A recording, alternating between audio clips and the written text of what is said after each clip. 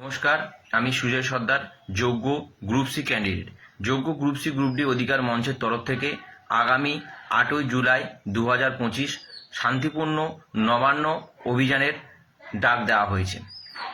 এই সম্পর্কে দু একটি কথা বলবো। যোগ্য 3394 জন শিক্ষাকর্মী, যাদের এগেনস্টে তদন্তকারী সংস্থা এবং নিয়োগকারী সংস্থার কোনো অভিযোগ না থাকার পরেও শুধুমাত্র নিয়োগকারী সংস্থার প্রাতিষ্ঠানিক দুর্নীতির দায়ে আজকের তাদের চাকরি নিশ্চিহ্ন। সেই সঙ্গে আইনি প্রক্রিয়ায় ফিরে আসার জন্য যে ডকুমেন্টস বা তথ্যগুলো প্রয়োজন সেগুলো তারা দিতে ব্যর্থ হয়েছে এবং সেই কারণে আজকের আইনি প্রক্রিয়ায় যোগ্য শিক্ষাকর্মীরা ফিরে আসার জায়গায় রয়ে গেছে নানা প্রশ্নচিহ্ন। এই প্রশ্নচিহ্নগুলোকে ওভারকাম করার জন্য আগামী 8ই জুলাই আমরা আমাদের রাজ্যের মাননীয় মুখ্যমন্ত্রীর কাছে সাক্ষাৎ চাইছি এবং তা এই যে ডকুমেন্টস এবং আমাদের বর্তমান অবস্থা সম্পর্কে সুস্পষ্ট বার্তা চাইছি। তাই আমরা 8ই জুলাই নবান্নর দিকে এগিয়ে যাচ্ছি। আমাদের প্রশ্নমান পর্বগুলো বিগত দিন অর্থাৎ 3রা জুলাই আমরা কমপ্লিট করে এসেছিলাম নবান্নের সভাগৃহে এবং আমরা জানিয়েছিলাম যে আমাদের এই যে যোগ্য 3394 জন শিক্ষাকর্মীকে যে কোনো মূল্যে স্কুলে ফেরানোর ব্যবস্থা করতে হবে, কারণ তারা মেধা ও যোগ্যতার ভিত্তিতে তাদের চাকরিটা অর্জন করেছিল।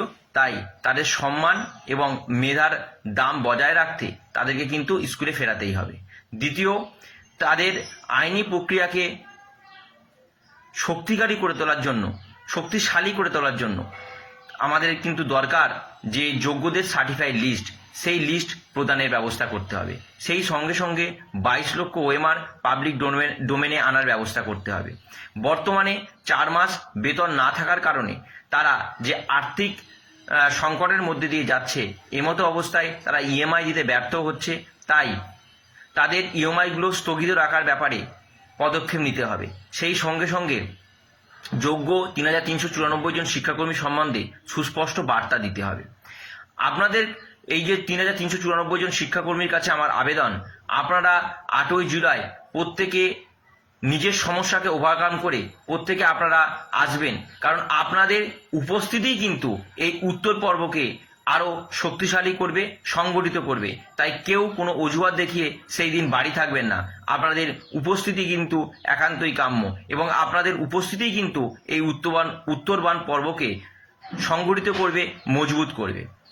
সেই সঙ্গে সঙ্গে আমাদের রাজ্যের কর্মরত শিক্ষাকর্মী, শিক্ষক শিক্ষিকা, হেডমাস্টার মহাশয় এবং 2016 সালের এসএলএসটির যোগ্য শিক্ষক শিক্ষিকাদের আমাদের এই যে শান্তিপূর্ণ অভিযান আছে সেখানে তারা ব্যানার ব্যতীত আমাদের সমর্থনে আসতে পারেন।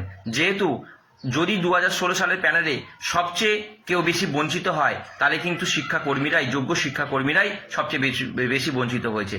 তার কারণ আজকে যোগ্য হওয়ার পরেও তারা স্কুলে ফিরতে পারেনি, যোগ্য হওয়ার পরেও আজকে তাদের 4 মাসের বেতন বন্ধ। তাই তাদের সমর্থনে আপনারা এগিয়ে আসুন এবং ওয়েস্ট বেঙ্গলের বুকে যে বিপর্যয় ঘটেছে, সাধারণ শুভবুদ্ধি সম্পন্ন সমাজের মানুষের কাছে আমার আবেদন, এই বিপর্যয়কে এখানেই রুখে দিন এবং এই বিপর্যয় যাতে ভবিষ্যৎ প্রজন্মকে ফেস না করতে হয়, তাই জন্য আপনারা এগিয়ে আসুন এবং আমাদের এই অভিযানকে সাফল্যমণ্ডিত করুন এবং যাতে আমরা যোগ্যতা ও মেধার ভিত্তিতে যারা চাকরি পেয়েছিলাম তারা যেন এই অর্জিত চাকরিটা পুনরায় ফিরে পেতে পারি এবং সম্মানের সহিত আমরা স্কুলে ফিরতে পারি, তার পূর্ণ প্রয়াস করুন। এবং যোগ্য শিক্ষাকর্মীদের কাছে আমার বিনীত আবেদন, আপনারা কেউ কোনো অজুহাত দেখিয়ে ওই দিন বাড়ি থাকবেন না, প্রত্যেকে এগিয়ে আসবেন এবং এগিয়ে এসে নিজের যে যোগ্যতা ও মেধার ভিত্তিতে পাওয়া চাকরি, নিজের অর্জিত চাকরি, সেই চাকরির জন্য যে ডকুমেন্টস এখন দরকার সেইগুলো সরকারকে দিতে বলবেন এবং সরকারের কাছ থেকে আদায় করে আনবেন। এবং মাননীয় মুখ্যমন্ত্রীর কাছে আমার বিনীত নিবেদন, ওই দিন 8ই জুলাই মাননীয় মুখ্যমন্ত্রী যোগ্য 3394 জন শিক্ষাকর্মীর সহিত সাক্ষাৎ করেন, তাদের বর্তমান পরিস্থিতি সম্বন্ধে অবগত হন, যোগ্যদের সার্টিফাইড লিস্ট সহ অন্যান্য দাবিগুলো পূরণের মধ্যে দিয়ে উনি যোগ্যতা ও মেধার ভিত্তিতে অর্জিত চাকরিজীবীদের সম্মানের সহিত স্কুলে ফেরানোর পথকে প্রশস্ত করেন।